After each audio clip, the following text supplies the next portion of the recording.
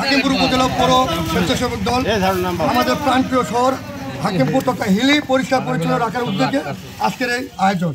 আর এই আয়োজনটা আমাদের চলমান থাকবে ইনশাল্লাহ। আমরা চাই আমাদের হাকিমপুর শহরকে, এই প্রাণের শহরকে পরিষ্কার পরিচ্ছন্ন রাখবো এবং আগামীকাল সকাল 10টায় আমাদের বৃক্ষরোপণ কর্মসূচি আছে। যে সকল ছাত্র ভাইয়েরা শহীদ হয়েছেন তাদের আত্মার মাগফিরাত কামনার জন্য আজকে জুম্মাবাদ দোয়া মাহফিল আছে এবং আগামীকাল সকাল 10টায় আমাদের বৃক্ষরোপণ প্লাস আমাদের এই পরিষ্কার পরিচ্ছন্নতা ইনশাল্লাহ চলমান থাকবে।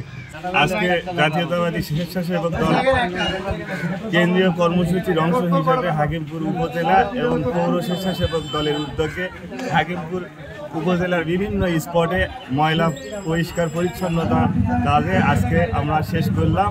আগামীতে আরও অনেক দলীয় কর্মসূচি আসবে, আপনাদের সবাইকে থাকার আহ্বান জানাচ্ছি।